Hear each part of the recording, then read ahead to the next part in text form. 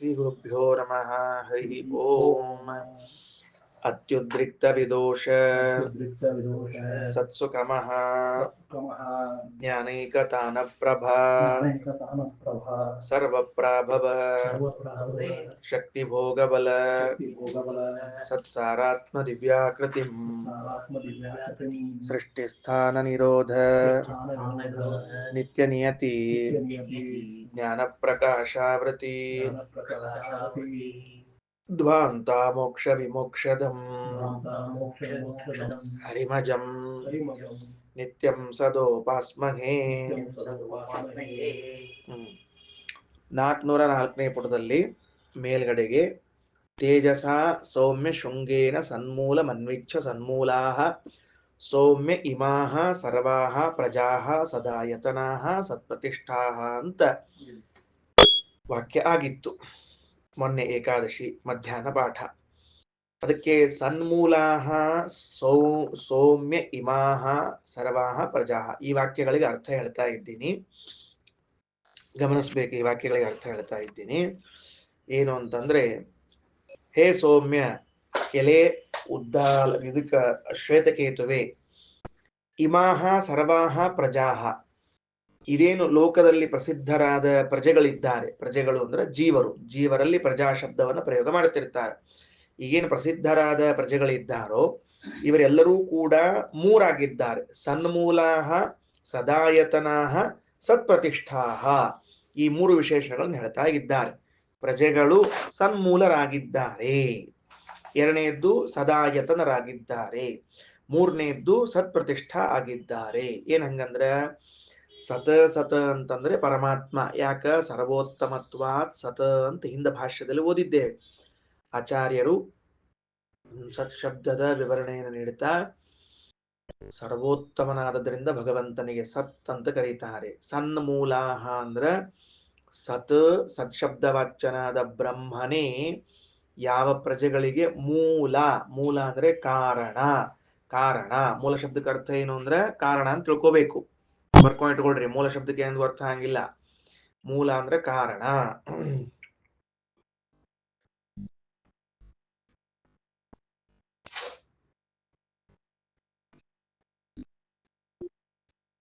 ಸರಿ ಆಯ್ತಾ? ಏನಾಯ್ತು? ಮೂಲ ಅನ್ನೋ ಶಬ್ದಕ್ಕೆ ಕಾರಣ. ಯಾವ ಕಾರಣ ಅಂತನ್ನೋದರ ಬಗ್ಗೆನೆ ಮುಂದೆ ಚರ್ಚೆ ಆಗ್ಬೇಕೀಗ. ಕೆಲವರು ಉಪಾದಾನ ಕಾರಣ, ಕೆಲವರು ನಿಮಿತ್ತ ಕಾರಣ ಅಂತಂತ ಇದ್ದಾರೆ. ಭಗವಂತನು ಈ ಜಗತ್ತಿಗೆ ನಿಮಿತ್ತ ಕಾರಣನ ಉಪಾದಾನ ಕಾರಣನ ಅಂತನ್ನೋ ಚರ್ಚೆಯನ್ನು ತಗೊಳ್ತಾರೆ ಮುಂದೆ. ಅದಷ್ಟು ಬಹಳ ಗಂಭೀರಕ್ಕೆ ಹೋಗೋದು ಬೇಡ, ಸರಳ ವಿಷಯ ತಿಳಿಸ್ಕೊಂಡು ಹೋಗ್ತೀನಿ. ಸನ್ಮೂಲಾಹ, ಈ ಜಗತ್ತಿಗೆ ಭಗವಂತನೇನಾಗಿದ್ದಾನೆ? ಮೂಲನಾಗಿದ್ದಾನೆ. ಸರಿ ಹೋತಾ? Okay, right. ಇಮಾಹ ಸರ್ವಾಹ ಪ್ರಜಾಹ ಸದಾಯತನಾಹ, ಆ ಭಗವಂತನ ಆಶ್ರಯದಲ್ಲಿ ಬೆಳೆದು ಉಳಿದು ಇದ್ದಾರೆ. ಏನಂದ್ರೆ ಆಯತನ ಅಂದ್ರೆ ಆಶ್ರಯ. ಭಗವಂತನ ಆಶ್ರಯದಲ್ಲಿ ಬೆಳಿತಾರ, ಭಗವಂತನ ಆಶ್ರಯದಲ್ಲಿ ಉಳಿತಾರ ಅಂತ ಹೇಳ್ಬೇಕಾಗಿದೆ. ಸತ್ಪ್ರತಿಷ್ಠಾಹ, ಕೊನೆಯಲ್ಲಿ ಮೋಕ್ಷಕ್ಕೆ ಹೋದಾಗ ಭಗವಂತನಲ್ಲೇ ಪ್ರತಿಷ್ಠಿತರಾಗುತ್ತಾರೆ, ಮೋಕ್ಷವನ್ನು ಹೊಂದುತ್ತಾರೆ ಅಂತ ತಾತ್ಪರ್ಯ. ಇಷ್ಟ ಆಯ್ತು ನೋಡ್ರಿ. ಅದಕ್ಕ ನೋಡಪ್ಪ, ಈ ಶರೀರದಲ್ಲಿ ಜಾಗೃತ ಅವಸ್ಥೆ, ಸ್ವಪ್ನಾವಸ್ಥೆ, ಸುಷುಪ್ತಿ ಅವಸ್ಥೆಗಳು, ಇದರಿಂದೆಲ್ಲ ನಮಗೇನ್ ತಿಳಿದು ಬರ್ತದೆ ಅಂತಂದ್ರೆ ಇದಕ್ಕೆಲ್ಲ ಒಬ್ಬ ಕಾರಣೀಕರ್ತೃವಾದ ವ್ಯಕ್ತಿ ಇದ್ದಾನೆ. ಅವನು ಯಾರು ಅಂದ್ರೆ ಪರಮಾತ್ಮ ಅಂತ ತಿಳಿದುಕೋ ಅಂತ ಪರಂಪರೆಯ ಇದ್ದದ್ದನ್ನು ಸಂಕ್ಷೇಪದಲ್ಲಿ ಮೂಲ ವಿಷಯದಲ್ಲಿ ತಿಳಿಸಿಕೊಟ್ಟಿದ್ದಾರೆ. ಇದು ಮುಗಿದ ಮೇಲೆ ಇನ್ನೊಂದು ವಾಕ್ಯ ಪ್ರಾರಂಭ ಆಯಿತು. ಏನು ಅಂತಂದ್ರೆ, ಲಕ್ಷ್ಮೀದೇವಿಗೆ ಒಂದು ಹೆಸರಿದೆ ಅಂತೆ. ಏನಂತ? ಉದನ್ಯ ಅಂತ ಹೆಸರು.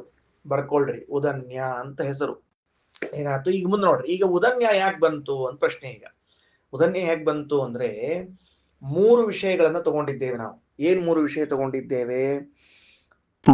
ಮನಸ್ಸಿಗೆ ನಿಯಾಮಕರಾದವರು ಯಾರು? ರುದ್ರದೇವರು. ಅವರು ಅನ್ನ ಅಂದ್ರೆ ಅನ್ನಕ್ಕೆ ಅಭಿಮಾನಿಗಳಾಗಿದ್ದಾಗ ಅನ್ನ ತಿಂದ್ರೆ ಮಾತ್ರ ಮನಸ್ಸು, ಇಲ್ಲದೆ ಇದ್ರೆ ಇಲ್ಲ ಅಂತಾಗಿತ್ತು. ಅದಾದ ಮೇಲೆ ನೀರಿಗೆ ಯಾರು ಅಭಿಮಾನಿಗಳಾಗ್ಯಾರ ಅಂತ ಕೇಳಿದ್ರೆ ವಾಯುದೇವರ ನೀರಿಗೆ ಅಭಿಮಾನಿಗಳಾಗ್ಯಾರ. ಅವ್ರಿದ್ರೆ ನಮಗ್ ಹಸಿವೆ ಆಗ್ತದ ಅಂತ. ಈಗ ನೀರಡಿಕೆ ಯಾರಿಂದ ಆಗ್ತದ ಅಂದ್ರೆ ಮಹಾಲಕ್ಷ್ಮಿಯಿಂದ ಆಗ್ತದ ಅಂತ ಹೇಳ್ಬೇಕಾಗ್ಯದ. ಅದಕ್ಕೆ ಉದನ್ಯ ಅಂತಂದ್ರೆ ನೀರು ಕುಡಿಯುವಿಕೆ, ನೀರು ಕುಡಿದಾದ ಮೇಲೆ ಮುಂದಿನ ಕೆಲಸಗಳೆಲ್ಲವೂ ಯಾರಿಂದ? ಮಹಾಲಕ್ಷ್ಮಿಯಿಂದ ಅಂತ ತಿಳಿಸ್ಲಿಕ್ಕೆ ಈ ಪ್ರಕರಣ ಹೊರಟದ. ಬಾಯಾರಿಕೆ ಆಗ್ತಾ ಇಲ್ಲ ನಿಮಗ? ಅವಾಗ ಬಾಯಾರಿಕೆ ಆದಾಗ ಮಹಾಲಕ್ಷ್ಮೀ ದೇವಿನೇ ಬಾಯಾರಿಕೆಯನ್ನು ಉಂಟು ಮಾಡಿದ್ದು. ಹಸಿವೆ ಆದಾಗ ಯಾರು ಮಾಡ್ತಾರ? ವಾಯುದೇವರು ಮಾಡ್ತಾರ. ಏನೂ ತೋಚದೆ ಇದ್ದಂಗ ಆದಾಗ ಯಾರು ನೋಡ್ಕೋತಾರ? ರುದ್ರದೇವರು. ಅವ್ರು ಹೊಟ್ಟ್ಯಾಗ ಅನ್ನ ಬಿತ್ತು ಅಂದ್ರೆ ಎಲ್ಲ ತೋಚಲಿಕ್ಕೆ ಶುರುವಾಗ್ತದ ಅಂತ ಇಷ್ಟ ಅಭಿಪ್ರಾಯ ನೋಡ್ರಿ. ಅದಕ್ಕೆ ಈಗ ನಾನು ಹೇಳಿಕ್ ಹೊರಟಿನಿ. ಅಥ ಯತ್ರ ಏತತ್ ಪುರುಷಃ ಪಿಪಾಸತಿ ನಾಮ ತೇಜ ಏವ ತತ್ ಪೀತಂ ನಯತೆ ತದ್ಯಥಾ ಗೋನಾಯೋ ಅಶ್ವನಾಯಃ ಪುರುಷನಾಯಃ ಇತ್ಯೇವಂ ತತ್ತೇಜ ಆಚಷ್ಟೇ ಉದನ್ನೇತಿ ಉದನ್ನೇತಿ ತತ್ರ ಏತದೇವ ಶೃಂಗಮುತ್ಪತಿತಂ ಸೌಮ್ಯ ವಿಜಾನೀಹಿ ನೇದಂ ಅಮೂಲಂ ಭವಿಷ್ಯತಿ ಇತಿ. ಇಷ್ಟ ಮಂತ್ರ ಆಯ್ತೀಗ. ವಿವರಣೆ ಏನು? ಅಥ ಮತ್ತೊಂದು ಹೊಸ ಪ್ರಕರಣ ಶುರುವಾಯಿತು. ಯತ್ರ ಯತ್ರ ಅಂದ್ರೆ ಯದಾ ಅಂತ ಅರ್ಥ. ಯಾವಾಗ ಏತತ್ ಪುರುಷಃ ಈ ಜೀವಿಯು ಪಿಪಾಸತಿ ಬಾಯಾರುತ್ತಾನೋ, ನೀರ್ ಕೊಡ್ರಪ್ಪ ಅಂತಿರ್ತಾನೆ, ಬಾಯಾರ್ತಾನೋ. ತೇಜ ಏವ ಅದಕ್ಕೆ ಹಿಂದೆ ಇದ್ದವರು ಯಾರು ಅಂದ್ರೆ ತೇಜ, ತೇಜೋಭಿಮಾನಿಯಾದ ಮಹಾಲಕ್ಷ್ಮಿ ಏನ್ ಮಾಡ್ತಾಳ? ಬಾಯಾರಿಕೆ ಆಗುವಂತೆ ಮಾಡಿ ತತ್ ಪೀತಂ ನಯತೆ ಕುಡ್ದದ್ದನ್ನ ತಗೊಂಡು ಹೋಗ್ತಾಳ. ನೋಡ್ರಿ, ನಾವು ಅನ್ನಾದಿಗಳೇನವಲ್ಲ, ಅವು ತಿಂದಾಗ ರಸಾದಿಗಳಾಗ್ತದ, ಪರಿಣಾಮ ಹೊಂದುತ್ತದ ಅಂತ ಒಂದು ಕಲ್ಪನಾ ಬರ್ತದೆ. ಅನ್ನ ತಿಂದಿರ್ತೀವಿ, ಅದು ಜೀರ್ಣ ಆಗ್ತದ, ರಸ ಆಗ್ತದ ಅಂತ. ನೀರು ಕುಡ್ದದ್ದು ಏನಾಗ್ತದ ಅಂತ ಒಂದು ಪ್ರಶ್ನೆ ಬರ್ತದೆ. ಯಾಕಂದ್ರೆ ಅದು ಏನು ಗೊತ್ತಿಲ್ಲ ನಮ್ಗೆ. ನೀರು ಕುಡ್ದಿರ್ತೀವಿ, ಹೊರಗೆ ಹೋಗ್ಬಿಡುತ್ತೆ ಅಂತ ಇಷ್ಟು ಇಟ್ಕೊಂಡ್ಬಿಟ್ಟಿರ್ತೀವಿ ನಾವು. ಒಂದ ಬೆವರ ಆಗ್ಬೇಕು ಇಲ್ಲ ಮೂತ್ರ ಆಗ್ಬೇಕು ಅಂತ. ಅಲ್ಲ ಅಂತ ಹೇಳ್ತಾರ ರಾಯರು ಬರೆಯೋ ಕಾಲಕ್ಕ. ಅನ್ನವೂ ಕೂಡ ಇದು ನೀರೂ ಕೂಡ ರಸಾದಿ ರೂಪದಲ್ಲಿ ಪರಿಣಾಮಗೊಳ್ಳುತ್ತದೆ ಅಂತ ಬರೀತಾರೆ. ನೀರು ಸಹಿತಕ್ಕೆ ರಸ ಆಗಿ ಅದಕ್ಕೆ ಏನೇನ್ ಬೇಕು ಅದೆಲ್ಲ ವ್ಯವಸ್ಥೆ ಆಗ್ತದ ಅಂತ ಬರೆದಿದ್ದಾರೆ. ಒಂದು ಮಾತು ಓದ್ಬಿಡ್ಲೆ, ಸುಮ್ಮನೆ ಯಾಕಪ್ಪ. ಹ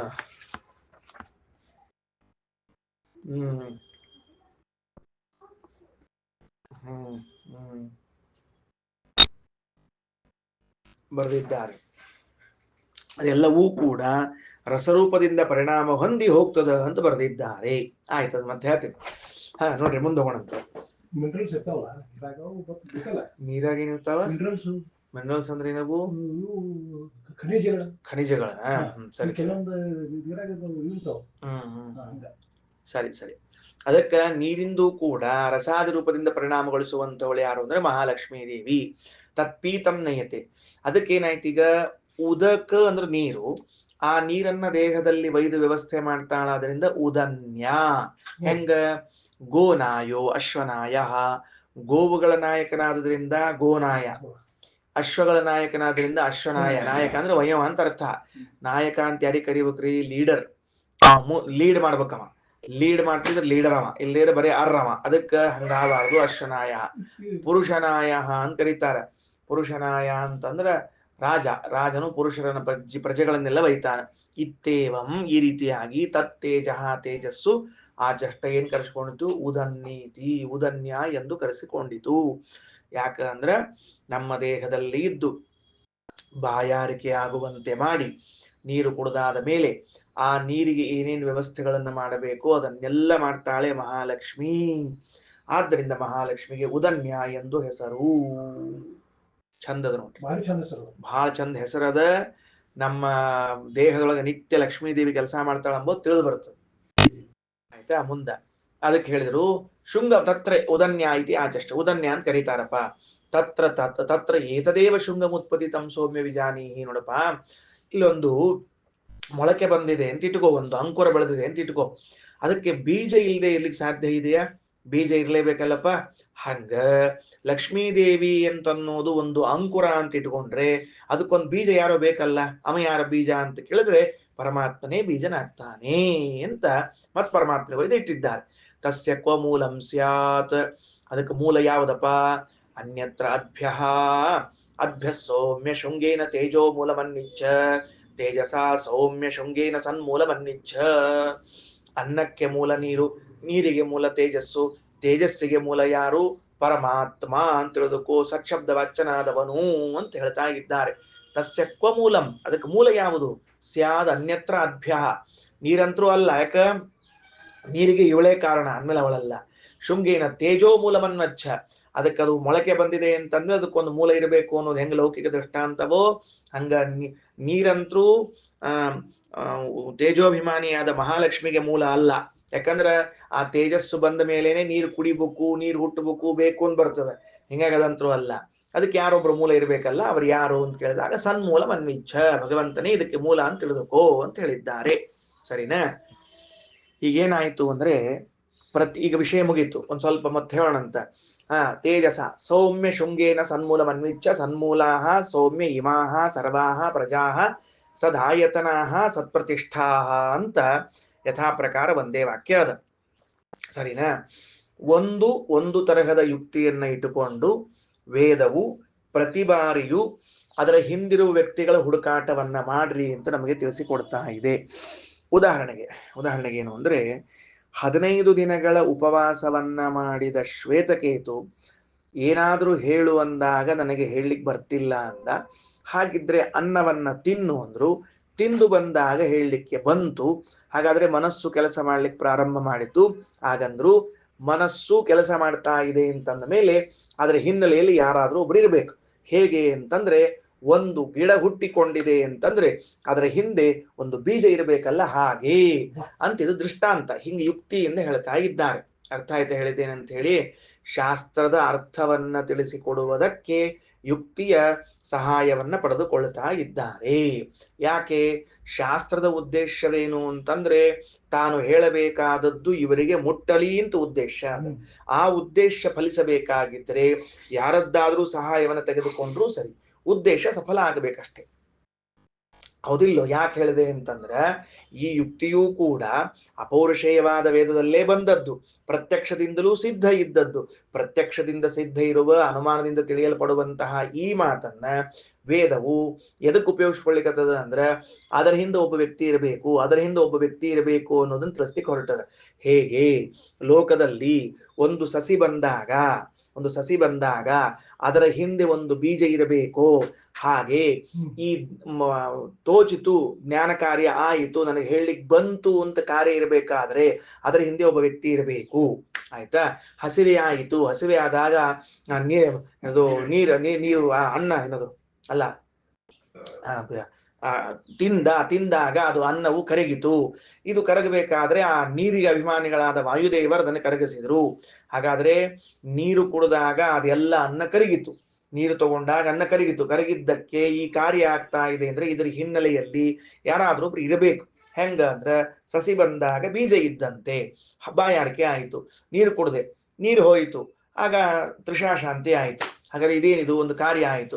ಇದು ಕೂಡ ಅಮೂಲ ಅಲ್ಲ, ಇದಕ್ಕೂ ಒಂದು ಮೂಲ ಇರಬೇಕು. ಅದು ಯಾರು ಅಂತ ಕೇಳಿದಾಗ ಪರಮಾತ್ಮನೇ ಇದಕ್ಕೆ ಮೂಲ ಅಂತ ತಿಳಿದುಕೋ ಅಂತ ಹೀಗೆ ಯುಕ್ತಿಯುಕ್ತವಾಗಿ ತಿಳಿಸಿಕೊಟ್ಟಿದ್ದಾರೆ. ಅದನ್ನು ಹೇಳಿದ್ರು ಸನ್ಮೂಲಾಹ ಸೌಮ್ಯ ಇಮಾಹ ಪ್ರಜಾಹ ಸರ್ವಾಹ ಸದಾಯತನಾಹ. 6ನೇ ಮಂತ್ರದಲ್ಲಿ ಮಧ್ಯದಲ್ಲಿದ ಎಲ್ಲ ಪ್ರಜೆಗಳು ಭಗವಂತನಿಂದಲೇ ಹುಟ್ಟಿ ಬಂದವರು, ಭಗವಂತನಿಂದಲೇನೆ ಸ್ಥಿತಿಗೆ ಒಳಗಾಗವರು, ಮೋಕ್ಷದಲ್ಲೂ ಭಗವಂತನನ್ನೇ ಆಶ್ರಯವನ್ನು ಪಡ್ಕೊಂಡವರು ಅಂತ ಇಷ್ಟು ಹೇಳಿ ಮುಗಿಸಿ ಮುಂದೆ ಹೇಳ್ತಾರ. ಏನಂತಂದ್ರ ಹೇಳಿದ ವಿಷಯ ಅಂತ ಕಲ್ಪನಾ ಬಂತ ನಮ್ಗೀಗ ಏನ್ ವಿಷಯ ಹೇಳಿಕ್ ಹೊರಟಿದ್ದಾರೆ ಅಂತ ಹೇಳಿ. ಈಗ ಮತ್ತೊಂದು ಬಾರಿ ಹೇಳ್ತಾರೆ. ಏನಂತ? ಯಥಾ ಖಲು ಸೌಮ್ಯ ಇಮಾಹ ತಿಸ್ರಹ ದೇವತಾಃ ಪುರುಷಂ ಪ್ರಾಪ್ಯ ತ್ರಿವೃತ್ ಏಕೈಕಾ ಭವತಿ ತದುಕ್ತಂ ಪುರಸ್ತಾದೇವ. ಹೇಗೆ ಈ 3 ಅಭಿಮಾನಿ ದೇವತೆಗಳು ಕೂಡ ಪ್ರತಿಯೊಬ್ಬ ಜೀವನ ಶರೀರದಲ್ಲಿ ಬಂದು ಮೂರಾಗಿ, ತ್ರಿವೃತ್ ಕರಡೆ ಗೊತ್ತದ, ತೇಜಸ್ಸು ಆಪ ಮತ್ತು ಅನ್ನ, ಆ ಲಕ್ಷ್ಮೀದೇವಿ ವಾಯುದೇವರು ರುದ್ರದೇವರು ಮೂರು ಸೇರ್ಕೊಂಡಾಗ 9 ಆಗ್ತದ. ಆ 9 ಜನ ನಮ್ಮಲ್ಲಿ ಇದ್ದುಕೊಂಡು ಕೆಲಸ ಮಾಡ್ತಿರ್ತಾರ ಎಂಬುದನ್ನ ಹಿಂದೆ ಹೇಳಿದ್ದೇವೆ. ಮತ್ತೆ ಹಿಂದೆ ಹೇಳಿದ್ಮೇಲೆ ಮತ್ತೆ ಯಾಕೆ ಈಗ ಹೇಳಿಕತ್ತೀರಿ ಅಂತ ಕೇಳಿದ್ರೆ, ಈಗಾಗಲೇ ಹೇಳಿದ ವಿಷಯವನ್ನ, ತ್ರಿವೃತ್ಕರಣದ ಪ್ರಕ್ರಿಯೆಯನ್ನ ಒಂದು ಬಾರಿ ಹೇಳಿದ್ದನ್ನ ಮತ್ತೊಂದು ಬಾರಿ ಹೇಳಬೇಕಾದ್ರೆ ಅವಶ್ಯ ಅನುಸಂಧಾನ ಮಾಡಬೇಕು ಅನ್ನೋದಕ್ಕೆ ಹೇಳ್ತಾ ಇದ್ದೇವೆ. ಹಿಂದೆ ಹೇಳಿವಿ ಅಂತ ಈಗ ಅಲ್ಲಿಗತ್ತಾರ. ಪುರಸ್ತಾದುಕ್ತಂ, ಹಿಂದೇನೆ ಆ ಭಗವಂತ ತೇಜೋಭಿಮಾನಿಯಾದ ಮಹಾಲಕ್ಷ್ಮಿಯ ಒಂದಂಶವನ್ನ, ನೀರಿಗೆ ಅಭಿಮಾನಿಯಾದ ಪ್ರಾಣದೇವರ ಒಂದಂಶವನ್ನ, ಅನ್ನಾಭಿಮಾನಿಗಳಾದ ರುದ್ರದೇವರ ಒಂದಂಶವನ್ನ ತೆಗೆದುಕೊಂಡು ಅವರಿಂದ ಅಭಿಮನ್ಯಮಾನವಾದ ಪದಾರ್ಥ ಒಂದು ಕಡೆಗೆ, ಇವು ಮತ್ತೊಂದು ಕಡೆಗೆ ಮೂರು ಭಾಗ ಮಾಡಿಕೊಂಡಿದ್ದಾನ. ಆ ದೇವತೆಗಳು ಈ ಜೀವನನ್ನ ಕುರಿತು ಈ ದೇಹದಲ್ಲಿ ಬಂದು ತಮ್ಮ ಎಲ್ಲ ಕಾರ್ಯವನ್ನ ಮಾಡ್ತಿದ್ದಾರೆ ಅಂತ ಮತ್ತೊಂದು ಬಾರಿ ಹೇಳಿದ್ರಂತೆ. ಯಾಕೆ ಹೇಳಿದ್ರಿ ಅಂತಂದ್ರೆ ಭಾಷೆದಲ್ಲಿ ಆಚಾರ್ಯ ಹೇಳ್ತಾರ, ನಮ್ಮ ಶರೀರದ ನಿರ್ಮಾಣದಲ್ಲಿ ಪ್ರಧಾನ ಅಂಶವನ್ನ, ಪ್ರಧಾನ ಭಾಗವನ್ನ ತೆಗೆದುಕೊಂಡವರು ಈ ದೇವತೆಗಳಾದದ್ದರಿಂದ ಅವರ ಸ್ಮರಣೆಯನ್ನು ಮಾಡಲೇಬೇಕು. ಆ ಉದ್ದೇಶದಿಂದ ಹೇಳ್ತಾ ಇದ್ದೇವೆ. ಸರಿ. ಆಮೇಲೆ ಇನ್ನೊಂದು ಹೇಳ್ತಾರ, ಅಸ್ಯ ಸೌಮ್ಯ ಪುರಸ್ತಾದೇವ ಭವತಿ ಅಸ್ಯ ಸೌಮ್ಯ ಪುರುಷಸ್ಯ ಪ್ರಯತಃ. ಈಗ ಕೊನೆಯ ಅಂಶ ಇದು. ಉಪನಿಷತ್ ಮುಗಿತು ಅಂದ್ರೆ ಮುಂದೆ ಹೊಸ ಭಾಗ ಶುರುವಾಗ್ತದೆ. ತತ್ವಮಸಿ ವಾಕ್ಯಾರ್ಥ ಬರ್ತದೆ. ಮುಂದೆ ಏನಾಯಿತು? ತಸ್ಯ ಪುರುಷಸ್ಯ ಪ್ರಯತಃ. ಪ್ರಯತಃ ಅಂದ್ರೆ ಏನು ಅಂದ್ರೆ ಮರಣೋನ್ಮುಖನಾದ, ಬ್ರೀಯಮಾಣ ಅಂತ ಅರ್ಥ. ಪ್ರಯತ ಶಬ್ದಕ್ಕೆ ಅರ್ಥ ಏನು? ಗಂಟು ಮೂಟಿ ಕಟ್ಟಿದವ ಅಂತ ಅರ್ಥ ಪ್ರಯತಃ. ವಾಂಗ್ ಮನಸ್ಸಿ ಸಂಪದ್ಯತೆ. ಬಹಳ ಚಂದದ. ನಾವು ಸಾಯೋ ಕಾಲಕ್ಕೆ ಏನಾಗ್ತದ ಅಂತ ಒಂದು ದೃಶ್ಯ. ವಾಗೀಂದ್ರಿಯಾಭಿಮಾನಿಯಾದ ಉಮಾದೇವಿ ತನ್ನ ಇಂದ್ರಿಯದಿಂದ ಸಹಿತವಾಗಿ ಮನಸ್ಸಿ ಸಂಪದ್ಯತೆ, ಮನೋಭಿಮಾನಿಗಳಾದ ರುದ್ರದೇವರ ಸನ್ನಿಧಾನದಲ್ಲಿ ಹೋಗಿ ಕೂತ್ಕೊಂಡ್ಬಿಡ್ತಾಳ. ತನ್ನ ಕೆಲಸ ನಿಲ್ಲಿಸ್ಬಿಡ್ತಾಳ. ನೋ, ಇಲ್ಲ, ಕೆಲಸ ಮಾಡಲ್ಲ ನಾನು, ಮುಗಿದ ಕೆಲಸ ಅಷ್ಟೆ. ಮಾತ್ ಬಂದಾದವ್ರಿ. ಎಷ್ಟು ಮಾತಾಡಿದ್ದ ಇವ. ಛೇ ಛೇ ಛೇ ಛೇ ಛೇ ಛೇ. ಹೆಚ್ಚು ಆಚಾರ ಮಾತಾಡಿರ್ತಾರೆ ಶಿಷ್ಯರಿಗಿಂತ. ಅದಕ್ಕೆ ಎಷ್ಟು ಮಾತಾಡಿದ್ದ ಈ ಆಚಾರಿ ಅಂತ ತಿಳ್ಕೊಂಡಂತಿರ್ತಾರ. ತಿಳಿಸ್ಬೇಕಾದಲ್ಲ, ಅದಕ್ಕೆ ಮುಂದ್ ಬಂದಾಗ್ತ ಅಂತ ಹೇಳಿರ್ತಾರೆ. ವಾಕ್ ಮನಸ್ಸಿ ಸಂಬಂಧಿತೆ. ವಾಕ್ ಅಂದ್ರೆ ಇಲ್ಲಿ ವಾಗೀಂದ್ರಿಯವೂ ಹೌದು, ವಾಗೀಂದ್ರಿಯದ ಅಭಿಮಾನಿನಿಯಾದ ಉಮಾದೇವಿಯೂ ಹೌದು. ಆ ಉಮಾದೇವಿ ಏನ್ ಮಾಡ್ತಾರ? ಮನಸ್ಸಿ ಸಂಪದ್ಯತೆ, ಮನೋಭಿಮಾನಿಗಳಾದ ರುದ್ರದೇವರಲ್ಲಿ ಬಂದು ನಿಂತು ಬಿಡ್ತಾರೆ ಕಾರ್ಯರಹಿತರಾಗಿ. ಮನಃ, ಆ ಮನೋಭಿಮಾನಿಗಳಾದ ರುದ್ರದೇವರು. ಪ್ರಾಣಿ, ಮುಖ್ಯ ಪ್ರಾಣದೇವರು ಹೋಗಿ ನಿಂತ್ಕೊಂಡ್ಬಿಡ್ತಾರ. ಪ್ರಾಣಃ, ಪ್ರಾಣದೇವರು. ತೇಜಸ್ಸಿ, ತೇಜೋಭಿಮಾನಿಯಾದ ಮಹಾಲಕ್ಷ್ಮೀ ದೇವಿಯ ಸನ್ನಿಧಾನದಲ್ಲಿ. ತೇಜಃ, ಆ ಮಹಾಲಕ್ಷ್ಮಿಯು. ಪರಸ್ಯಾಂ ದೇವತಾಯಾಂ, ಪರಮಾತ್ಮನಲ್ಲಿ ಪ್ರವೇಶಗೊಂಡು ಬಿಡುತ್ತಾಳೆ. ಈ ಜೀವ ದೇಹವನ್ನು ಬಿಟ್ಟು ಠಪ್ ಅಂತ ಹೊರಗೆ ಹೋಗ್ಬಿಡ್ತದೆ. ಮುಗಿಯಿತು, ಖಲಾಸ್. ವಿಚಾರವನ್ನು ಹೇಳಿದ ಮೇಲೆ ಶ್ರೀಮದಾಚಾರ್ಯರು ಇದೇ ವಾಕ್ಯಕ್ಕೆ ವಾಂಗ್ ಮನಸ್ಸಿ ಸಂಪದ್ಯತೆ ಮನಃ ಪ್ರಾಣಿ ಪ್ರಾಣಸ್ತೇಜಸಿ ತೇಜಃ ಪರಸ್ಯಾಂ ದೇವತಾಯಾಮ್ ಎಂಬ ವಾಕ್ಯಕ್ಕೆ ಮೋಕ್ಷ ಕಾಲ, ಮುಕ್ತಿ ಕಾಲದಲ್ಲೂ ಕೂಡ ಇದೇ ರೀತಿಯಾಗಿ ಕೆಳಗಿನ ದೇವತೆಗಳು ಮೇಲಿನ ದೇವತೆಗಳು ಲಯ ಹೊಂದುತ್ತಾರೆ ಅಂತ ಹೇಳವರಿದ್ದಾರೆ.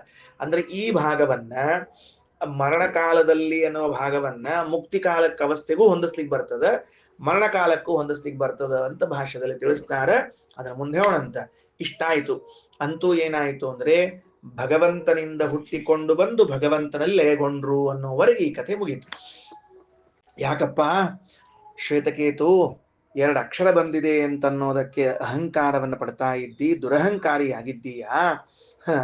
ಏಕವಿಜ್ಞಾನಿನ ಸರ್ವಂ ವಿಜ್ಞಾತಂ ಭವತಿ. ಯಾವ ಒಬ್ಬ ಭಗವಂತನನ್ನ ತಿಳಿಯುವುದರಿಂದ ಇನ್ನು ಉಳಿದದ್ದನ್ನೆಲ್ಲವನ್ನ ಶ್ರಮಪಟ್ಟು ತಿಳಿದಾಗ ಬರುವ ಫಲ ಇದೆಯಲ್ಲ, ಆ ಎಲ್ಲ ಫಲವೂ ಈ ಭಗವಂತನೊಬ್ಬನನ್ನೇ ಶಾಸ್ತ್ರದ ಮೂಲಕವಾಗಿ ತಿಳಿದಾಗ ನಮಗ ಆ ಫಲ ಬರ್ತದೆ ಅಂತಂದಾಗ, ಹೇಗಿದ್ದಾನೆ ಆ ಭಗವಂತ ಹೇಳ್ರಿ ಅಂತ ಕೇಳಿದಾಗ, ಅಸದೇವ ಇದಮಗ್ರ ಆಸೀತ್ ಸದೇವ ಸೌಮ್ಯ ಅಸತ ಸದಜಾಯತ. ಕೆಲವರೆಲ್ಲ ಅಂತಾರೆ ಈ ಜಗತ್ತಿಗಿಂತ ಮೊದಲು ಏನಿರ್ಲಿಲ್ಲ, ಶೂನ್ಯ ಇತ್ತು, ಶೂನ್ಯದಿಂದ ಈ ಜಗತ್ ಬಂತು ಅಂತ. ತಪ್ಪು, ಹಾಗೆ ಹೇಳಬಾರದು. ಭಗವಂತನೇ ಇದ್ದದ್ದು. ಸನ್ನಾಮಕನಾದ ಸರ್ವೋತ್ತಮನಾದ ಸ್ವತಂತ್ರನಾದ ಭಗವಂತನಿದ್ದ. ಆ ಭಗವಂತ ತಾನು ಬಂದು ಏನ್ ಮಾಡಿದ್ದಾನೆ ಅಂತ ಕೇಳಿದರೆ 3 ಪದಾರ್ಥಗಳನ್ನು ಸೃಷ್ಟಿ ಮಾಡ್ತಾ ಇದ್ದಾನೆ. ಮೊದಲು ತೇಜಸ್ಸು, ಅದಾದ ಮೇಲೆ ಆಪಹ ನೀರು, ಅದಾದ ಮೇಲೆ ಅನ್ನ ಅಂತ ಸೃಷ್ಟಿ ಮಾಡ್ತಾ ಇದ್ದಾನೆ. ಇದು ಹೇಗೆ? 2 ರೀತಿಯಿಂದ ಸೃಷ್ಟಿ ಮಾಡಿದ್ದಾನೆ. ತಾನು ಮೊದಲು ಸೃಷ್ಟಿ ಮಾಡಿದ ತೇಜಸ್ಸನ್ನ ತೇಜಸ್ಸಿಗೆ ಬಿಟ್ಟ, ನೀನು ಸೃಷ್ಟಿ ಮಾಡು ಅಂತ. ಆ ತೇಜಸ್ಸು ಸೃಷ್ಟಿ ಮಾಡಿತು ಆಪವನ್ನ, ಆ ನೀರು ಸೃಷ್ಟಿ ಮಾಡಿತು ಅನ್ನವನ್ನ ಅಂತಂದ್ರೆ ಆಯಾ ದೇವತೆಗಳು ಸೃಷ್ಟಿ ಮಾಡಿದ್ದಾರೆ, ಜೊತೆಗೆ ಅವರಲ್ಲಿ ನಿಂತು ಭಗವಂತ ಸೃಷ್ಟಿ ಮಾಡಿದ. ಹಾಗಾದ್ರೆ ಸೃಷ್ಟಿ ಪ್ರಕ್ರಿಯೆ ನಡೆದದ್ದು ಭಗವಂತ. ಇಷ್ಟು ಮೊದಲಾಯ್ತು. ಇದಾದ ಮೇಲೆ ತ್ರಿವೃತ್ಕರಣ ಪ್ರಕ್ರಿಯೆ ತೆಗೆದುಕೊಂಡ ಭಗವಂತ. ತೇಜಸ್ಸಿನಲ್ಲಿನ ಒಂದಂಶವನ್ನ ತೆಗೆದುಕೊಂಡ, ಪ್ರಧಾನ ಅಂಶವನ್ನ. ಆಪದಿಂದ ಒಂದಂಶ, ಅನ್ನದಿಂದ ಒಂದಂಶ ತೆಗೆದುಕೊಂಡ. ಇದು ಒಂದು ತ್ರಿವೃತ್ಕರಣ. ಆಪಕ್ ಬಂದ, ಆಪದಿಂದ ಒಂದಂಶ ತೆಗೆದುಕೊಂಡ, ತೇಜಸ್ಸಿನಿಂದ ಅನ್ನದಿಂದ ತೆಗೆದುಕೊಂಡ. ಇದು 2ನೇ ತ್ರಿವೃತ್ಕರಣ. 3ನೇದು ಅನ್ನಕ್ಕೆ ಬಂದಿದ್ದಾನೆ. ತೇಜಸ್ಸಿನದ್ದೊಂದು, ಆಪದ್ದೊಂದು ತೆಗೆದುಕೊಂಡ, ಅನ್ನದ್ದೊಂದು ತೆಗೆದುಕೊಂಡು ತ್ರಿವೃತ್ಕರಣ ಮಾಡಿದ್ದಾನೆ. 3 ಪದಾರ್ಥಗಳಲ್ಲಿ 9 ಆಯಿತು. ಆ ದೇವತೆಗಳಲ್ಲಿ ತಾನು ಪ್ರವೇಶ ಮಾಡಿ ಇಷ್ಟು ದೊಡ್ಡದಾದ ನಾಮಾತ್ಮಕ ರೂಪಾತ್ಮಕವಾದ ಪ್ರಪಂಚವನ್ನು ನಿರ್ಮಾಣ ಮಾಡಿದ ಮೇಲೆ ಆಯಾ ದೇವತೆಗಳ ಕಾರ್ಯವೇನು, ಎಲ್ಲೆಲ್ಲಿದ್ದಾರೆ ಎಂಬುದನ್ನು ತಿಳಿಸಿಕೊಟ್ರು. ಅದು ಮುಗಿದಾಗ ಕೊನೆಗೆ ಲಯವಾಗುವಾಗ ಹೇಗಾಗ್ತದೆ ಪ್ರಳಯ ಕಾಲದಲ್ಲಿ ಎನ್ನುವ ಅಂಶವನ್ನು ತಿಳಿಸ್ತಾ ವಾಕ್ ಮನಸ್ಸಿ ಸಂಪದ್ಯತೆ, ವಾಗೀಂದ್ರಿಯ ಅಂತನ್ನುವುದೇನಿದೆಯಲ್ಲ ಇದು ಯಾರ್ದಿದು ಉಮಾದೇವಿಯಿಂದ ಅಭಿಮನ್ಯಮಾನವಾದದ್ದು, ಅದು ಮನಸ್ಸಿನಲ್ಲಿ ಬಂದು ಲಯಗೊಳ್ಳುತ್ತದೆ ರುದ್ರದೇವರಲ್ಲಿ. ಮನೋಭಿಮಾನಿಗಳಾದ ರುದ್ರದೇವರು ಪ್ರಾಣದೇವರು ಲಯಗೊಳ್ತಾ ಇದ್ದಾರೆ. ಪ್ರಾಣದೇವರು ತೇಜಸ್ಸಿನಲ್ಲಿ ಲಯಗೊಳ್ತಾ ಇದ್ದಾರೆ ಮಹಾಲಕ್ಷ್ಮಿಯಲ್ಲಿ. ತೇಜಸ್ಸು ಪರಸ್ಯಾಂ ದೇವತಾಯಾಂ ಮತ್ ಸನ್ನಾಮಕನಾದ ಪರಮಾತ್ಮನಲ್ಲಿ ಅಂತ ಹೀಗೆ ಸೃಷ್ಟಿಯಿಂದ ಲಯದವರೆಗೆ ಒಂದು ಹಾರವನ್ನೇ ಮಾಡಿ ಹೇಳಿ ಮುಕ್ತಾಯ ಮಾಡ್ತಾ ಇದ್ದಾರೆ. ಇದು ಭಗವಂತನ ಸರ್ವೋತ್ತಮತ್ವ, ಪ್ರಾಧಾನ್ಯ, ನಾವು ಅಸ್ವತಂತ್ರರು ಅವನ ಸ್ವತಂತ್ರನು ಅನ್ನುವಂತಹ ತಿಳಿಸುವ ಮಾತುಗಳು. ಇದನ್ನ ತಿಳಿದ ಮೇಲೆ ಈ ಜೀವಿ ಅಹಂಕಾರವನ್ನ ಪಡಬಾರದು ಅಂತ ಹೇಳ್ತಾ ಇದ್ದಾರೆ. ಭಾಷೆ ಶುರುವಾಯ್ತು ನೋಡ್ರಿ, 404ನೇ ಪುಟದಲ್ಲಿ ಭಾಷೆ ಶುರು. ಈಗ ಇಷ್ಟೆಲ್ಲ ವಿಷಯ ಹೇಳಿದ ಮೇಲೆ ಆಚಾರ್ಯರು ಇದನ್ನೆಲ್ಲ ವಿಷಯಗಳನ್ನ ಸ್ಪಷ್ಟೀಕರಣ ಮಾಡ್ತಾ ಹೋಗ್ತಾರೆ. ಏನಂತಾರ ಅಂತಂದ್ರೆ, ಶೃಂಗಂ ಅಂತ ಒಂದು ಶಬ್ದ ಬಂತು ಉಪನಿಷತ್ತಿನಲ್ಲಿ. ಪ್ರಾಯ ಈ ಶೃಂಗ ಅಂದ್ರೆ ಏನು ಅಂತ ಗೊತ್ತಿಲ್ಲ ನಮಗೆ. ನಾನು ಅದೇ ಮೊನ್ನೆ ಹೇಳಿದೆ, ಶೃಂಗ ಅನ್ನೋ ಶಬ್ದದ ಅರ್ಥ ಗೊತ್ತದ. ಶೃಂಗ ಅಂದ್ರೆ ಕೋಡು ಅಂತ. ಶೃಂಗ ಅನ್ನೋ ಶಬ್ದದ ಅರ್ಥವನ್ನ ಏನ್ ಮಾಡ್ಬೇಕು ಅಂದ್ರೆ, ಶೃಂಗಂ ಇತಿ ಅಂಕುರಂ ಪ್ರೋಕ್ತಂ, ಅಂಕುರಕ್ಕೆ ಶೃಂಗ ಅಂತ ಕರಿಬೇಕು ಬರ್ದಿದ್ದಾರೆ ನೋಡ್ರಿ. ಆಚಾರ್ಯರು ಪ್ರಮಾಣವನ್ನೇ ಕೊಟ್ಟಿದ್ದಾರೆ, ಬರ್ಕೊಳ್ತೀರಾ? ಹಾಗಾದ್ರೆ ಶೃಂಗಮಿತ್ಯ ಅಂಕುರಂ ಪ್ರೋಕ್ತಂ, ಶೃಂಗ ಅನ್ನೋ ಶಬ್ದಕ್ಕೆ ಅಂಕುರ ಅಂತ ಕರೀತಾರ. ಮುಗಿತೀಗ. ಅಂಕುರ ಅಂತ ಹೇಳಿದ ಮೇಲೆ ಮುಂದೇನ್ ಬೇಕು ಅಂದ್ರೆ, ಈ ಅಂಕುರಕ್ಕೆ ಮೂಲ ಯಾರು ಅಂದ್ರೆ ತನ್ಮೂಲಂ ಭಗವಾನ್ ಹರಿಹಿ, ಅದಕ್ಕೆ ಮೂಲ ಎನಿಸಿದವನು ಭಗವಂತ. ಇದನ್ನ ನಾವು ಜಗತ್ತು ಅಂತನ್ನುವುದನ್ನ ಅಂಕುರ ಅಂತ ತೆಗೆದುಕೊಂಡ್ರೆ, ಈ ಜಗತ್ತಿಗೆ ಮೂಲನಾದವನು ಯಾರು ಅಂದ್ರೆ ಪರಮಾತ್ಮನಾಗಿದ್ದಾನೆ. ಜಗತ್ತೋ ಮೂಲಮಪ್ಪೇಶ, ಜಗತ್ತಿಗೂ ಮೂಲ ಆದವನು ಇವನೇ. ಅಂದ್ರೆ ಕೇವಲ ಮಹಾಲಕ್ಷ್ಮಿಗೆ ಮೂಲನಾಗಿದ್ದಾನೆ, ವಾಯುದೇವರಿಗೆ ಮೂಲನಾಗಿದ್ದಾನೆ, ರುದ್ರದೇವರಿಗೆ ಮೂಲನಾಗಿದ್ದಾನೆ ಅಂತ ತಿಳಿಬೇಡ್ರಿ.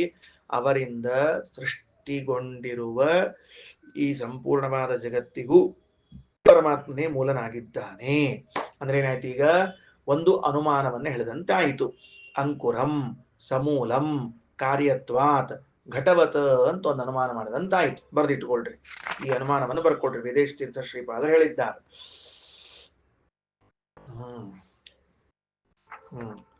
ಅಂಕುರಂ ಮೊದಲನೇದ್ದು, ಅಂಕುರಂ ಬರ್ಕೊಂಡು ಬಾಜುಕ ಪಕ್ಷ ಅಂತ ಬರ್ಕೊಳ್ರಿ. ಅಂಕುರಂ ಸಮೂಲಂ ಅಂತ ಬರ್ಕೊಂಡು ಬ್ರಾಕೆಟ್ ಒಳಗೆ ಸಾಧ್ಯ ಅಂತ ಬರ್ಕೊಳ್ರಿ. ಹೇತು ಬರ್ಕೊಳ್ರಿ. ಯಾವ್ದಂದ್ರೆ ಕಾರ್ಯತ್ವ ಅಂತ ಬರ್ಕೊಳ್ರಿ. ಕಾರ್ಯತ್ವ ಬರ್ಕೊಂಡು ಬ್ರಾಕೆಟ್ ಒಳಗೆ ಹೇತು ಅಂತ ಬರ್ಕೊಳ್ರಿ. ಘಟವತ್ ಅಂತ ಅನ್ನೋದು ಬರ್ಕೊಂಡು ದೃಷ್ಟಾಂತ ಬರ್ಕೊಳ್ರಿ. ಬ್ರಾಕೆಟ್ ಒಳಗೆ ಘಟವತ್ ಅಂತ ಬರ್ಕೊಂಡು ಬ್ರಾಕೆಟ್ ಒಳಗೆ ದೃಷ್ಟಾಂತ ಅಂತ. ಹಾಗಾದ್ರೆ ಏನಾಯ್ತು, ಘಟವತ್, ಘಟವು ಕಾರ್ಯವಾಗಿದೆ. ಕಾರ್ಯವಾಗಿದೆ ಅಂದ್ರೆ ಅರ್ಥ ಏನು, ಉತ್ಪನ್ನವಾಗಿದೆ, ಹುಟ್ಟಿದೆ. ಕಾರ್ಯ ಶಬ್ದಕ್ಕ ಉತ್ಪನ್ನ, ಹುಟ್ಟಿದ್ದು ಅಂತ ಅರ್ಥ. ಇದು ಹುಟ್ಟೇದ ಅಂತಂದ್ರ ಸಮೂಲಂ ಸ್ಯಾತ್, ಅದಕ್ಕೊಂದು ಕಾರಣ ಇರಬೇಕು. ಕಾರಣವಿಲ್ಲದೇನೆ ಹುಟ್ಲಿಕ್ಕೆ ಸಾಧ್ಯ ಇಲ್ಲ. ಈಗ ಅದು ನೀವು ಮಣ್ಣು ಅಂತ ತೆಗೆದುಕೊಂಡ್ರೆ ಘಟಕ್ಕೆ ಉಪಾದಾನ ಕಾರಣ ಆಗ್ತದೆ. ದಂಡ ಅಂತ ತೆಗೆದುಕೊಂಡ್ರೆ ನಿಮಿತ್ತ ಕಾರಣ ಆಗ್ತದೆ. ನೆನಪಿಟ್ಟುಕೊಂಡ್ರೆ ಎರಡು ಶಬ್ದಗಳನ್ನು ಸರಿಯಾಗಿ.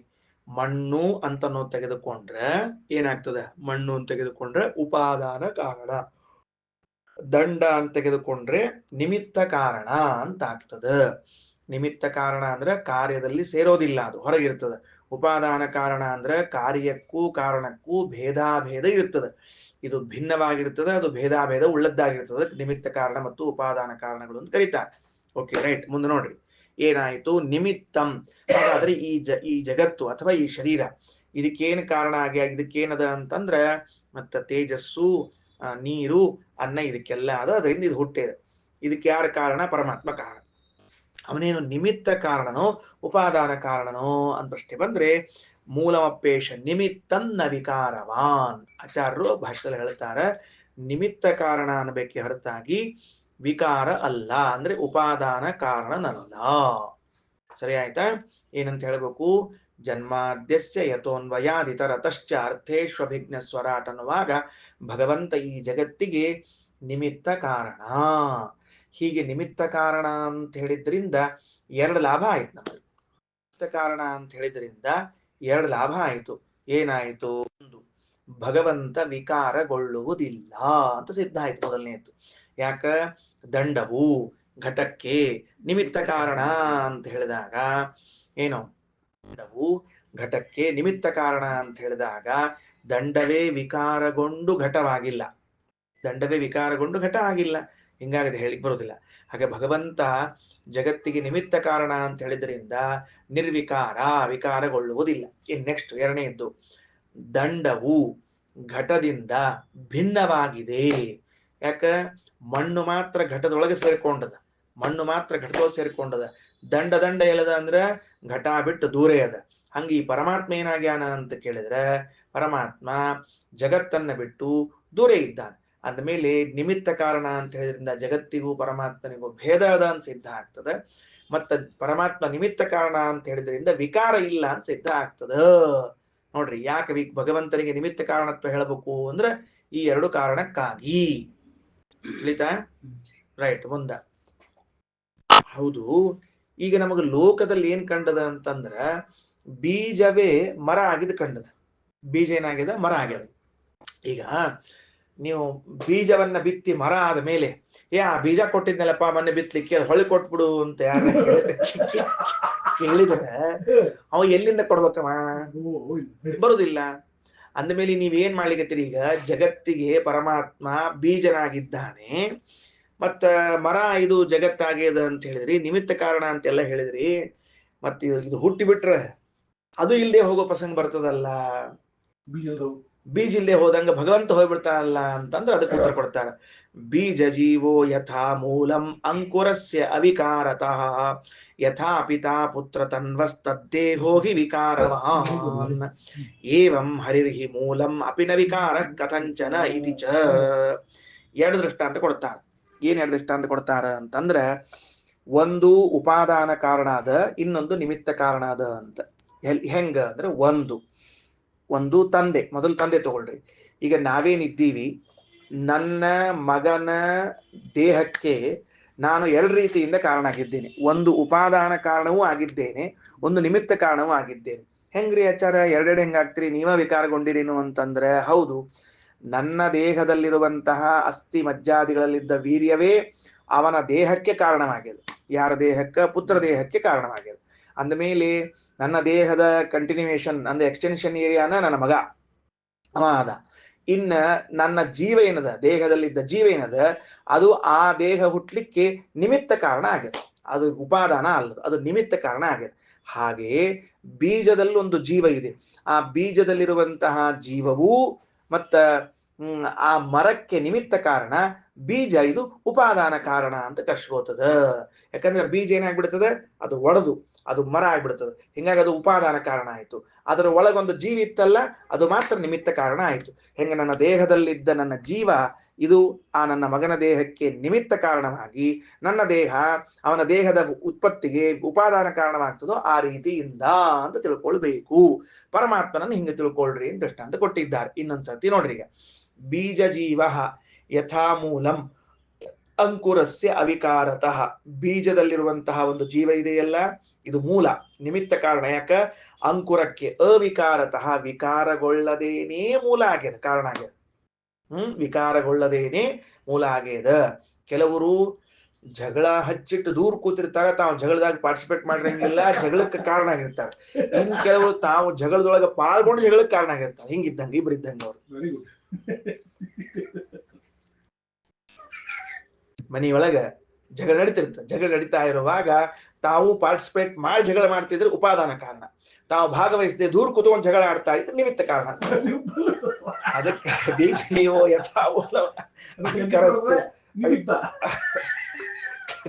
ಕಡ್ಡಿ ಕೊರೆದು ಇಟ್ಟಿದ್ದಾದ್ರೆ ನಿಮಿತ್ತ ಕಾರಣ, ತಾನೂ ದಗದಗದಗ ಅಂತಿದ್ದ ಅಂದ್ರೆ ಉಪಾದಾನ ಕಾರಣ ಅಂತ. ಇದೇ ರೀತಿಯಾಗಿ ಭಗವಂತನು ಯಾವ ಪ್ರಕೃತಿಯಲ್ಲಿ ಇದ್ದುಕೊಂಡು ಈ ಜಗತ್ತನ್ನು ನಿರ್ಮಾಣ ಮಾಡ್ತಾನೋ ಆ ಪ್ರಕೃತಿ ಉಪಾದಾನ ಕಾರಣ ಆಗ್ತದೆ, ಒಳಗಿರುವಂತಹ ಪರಮಾತ್ಮ ನಿಮಿತ್ತ ಕಾರಣ ಆಗ್ತಾನ. ಹಂಗೆ ಹೇಳ್ತಾ ಇದ್ವಿ ಇಲ್ಲೂ ಕೂಡ. ಅದನ್ನ ದೃಷ್ಟಾಂತ ಕೊಟ್ಟೆ ಹೇಳ್ತಾ ಇದ್ವಿ, ಹಂಗಿಟ್ಕೊಂಡು ಹೇಳ್ತಾ ಇದ್ವಿ. ಸರಿ, ರೈಟ್, ಓಕೆ. ಏವಂ ಹರಿರ್ಮೂಲಮಪಿ ನವಿಕಾರ ಕಥಂಚನ.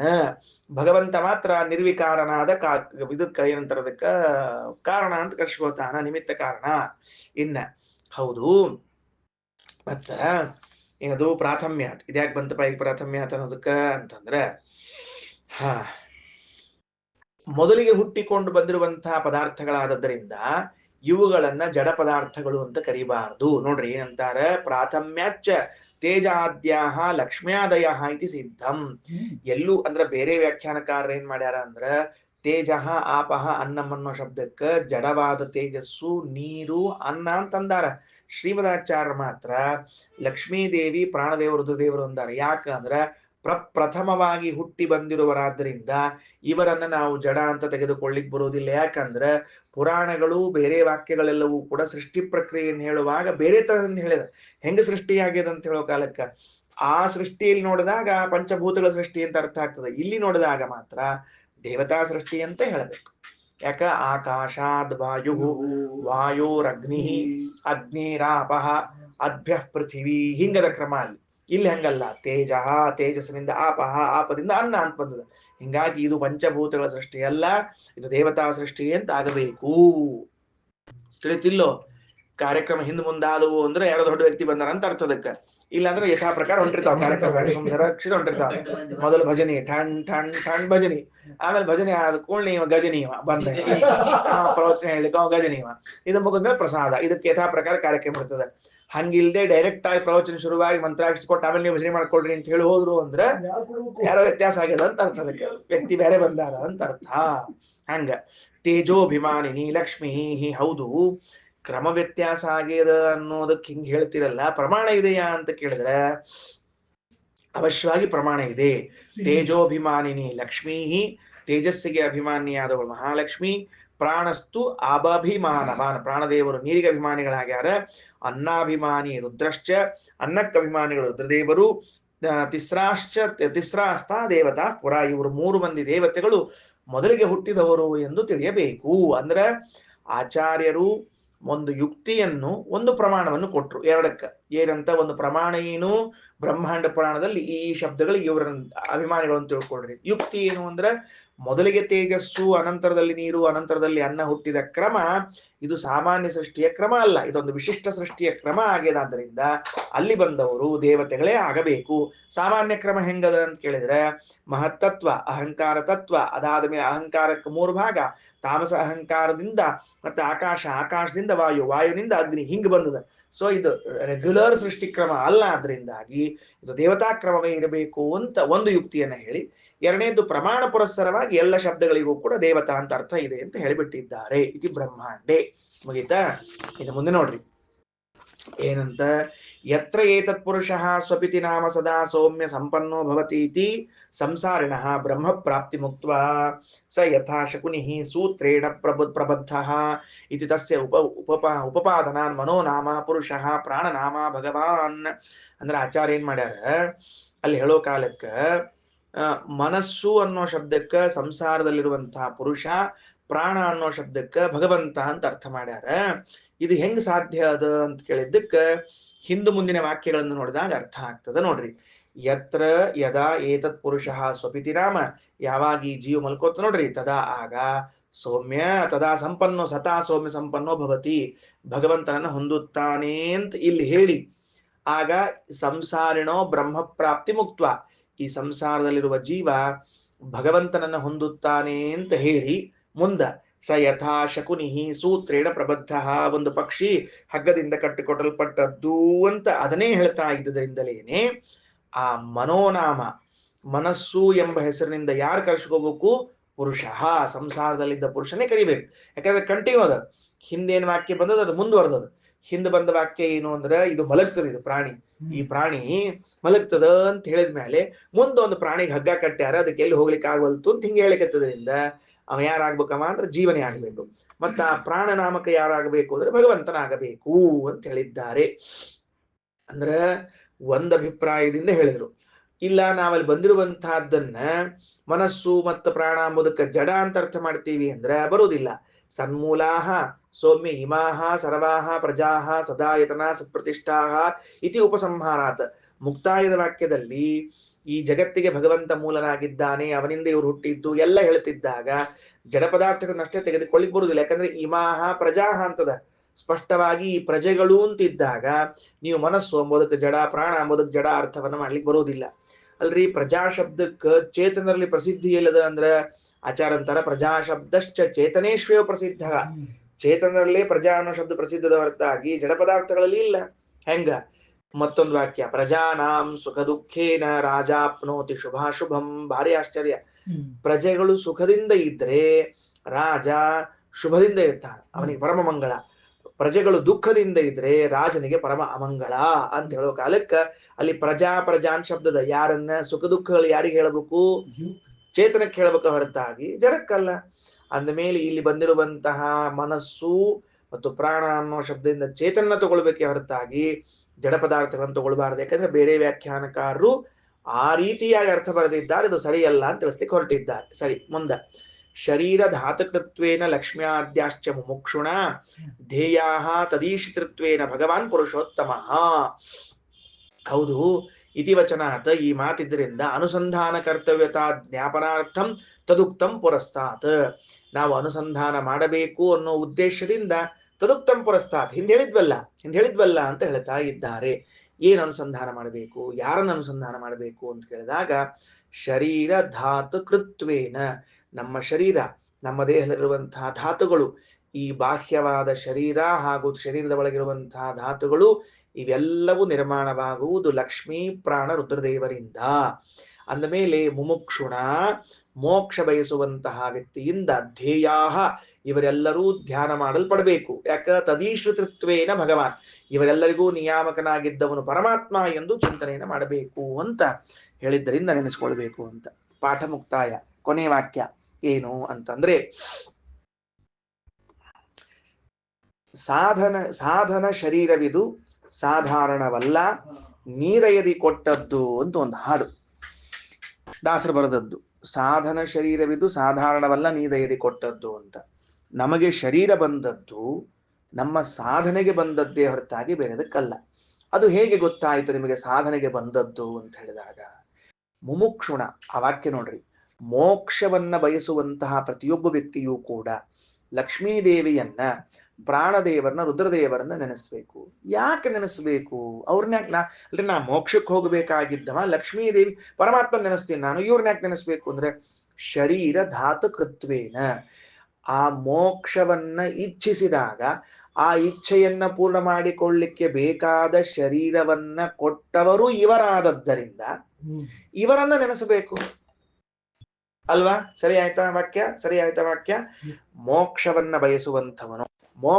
ಬಯಸುವಂಥವನು ಲಕ್ಷ್ಮೀ ದೇವಿಯನ್ನ, ಪ್ರಾಣದೇವರನ್ನ, ರುದ್ರದೇವರನ್ನ ಸ್ಮರಿಸಿರಿ. ಅಲ್ರಿ, ನಾ ಪರಮಾತ್ಮನ ಸ್ಮರಣೆ ಮಾಡ್ತೀನಿ, ಇವ್ರನ್ನ ಯಾಕೆ ಸ್ಮರಣೆ ಮಾಡ್ಬೇಕು ಅಂದ್ರೆ ಪರಮಾತ್ಮನನ್ನ ಮಾಡು, ಇವ್ರನ್ನ ಯಾಕೆ ಬಿಡ್ತಿ, ಯಾಕೆ ಇವ್ರು ಸ್ಮರಣೆ ಮಾಡ್ಬೇಕು ಹೇಳ್ರಿ ಅಂದ್ರೆ, ಆ ಇಚ್ಛಾ ಮಾಡಿದೆಲ್ಲ ಮೋಕ್ಷ ಬೇಕು ಅಂತ ಇಚ್ಛಿಸಿದೆಯಲ್ಲ, ಆ ಇಚ್ಛೆಯನ್ನ ಫುಲ್ಫಿಲ್ ಮಾಡಿಕೊಳ್ಳಿಕ್ಕೆ ಬೇಕಾದ ಶರೀರವನ್ನ ಕೊಟ್ಟವರು ಇವರಾದದ್ದರಿಂದ ಇವರ ಸ್ಮರಣೆಯನ್ನು ಮಾಡಲೇಬೇಕು. ಅಂದ ಮೇಲೆ ಈ ಶರೀರ ಇದಕ್ಕೆ ಬಂದಂಗಾಯ್ತು, ಮೋಕ್ಷ ಸಾಧನೆ ಮಾಡಿಕೊಳ್ಳಿಕ್ ಬಂದಂಗಾಯ್ತು, ಮೋಕ್ಷ ಮಾಡಿಕೊಳ್ಳಿಕ್ ಬಂದಂಗಾಯ್ತು ಈ ಶರೀರ. ನಾವು ಅದು ಒಂದನ್ನು ಬಿಟ್ಟು ಉಳಿದನ್ನೆಲ್ಲ ಮಾಡ್ಕೋತಿರ್ತೇವೆ, ಅದಕ್ಕೆ ಬೇಡ ಅಂತ ಹೇಳಿಕತ್ತರ ಅಷ್ಟ, ಮತ್ತೇನಿಲ್ಲ. ಆಮೇಲೆ ಧ್ಯೇಯಾಹ ತದೀಶ್ರುತತ್ವೇನ, ಈ ದೇವತೆಗಳ ಮೇಲೂ ಕೂಡ ಪರಮಾತ್ಮನಿದ್ದಾನೆ ಎಂಬುದಾಗಿ ಧ್ಯಾನ ಮಾಡಲ್ಪಡಬೇಕು ಅಂತ ತಿಳಿಸಿದ್ದಾರೆ. ಎಲ್ಲಕ್ಕೆ ಮೇಲೆ ಸರ್ವೋತ್ತಮನಾದ ಪರಮಾತ್ಮ ಅಂತ ತಿಳಿತದ. ಶ್ರೀಕೃಷ್ಣಾರ್ಪಣಮಸ್ತು.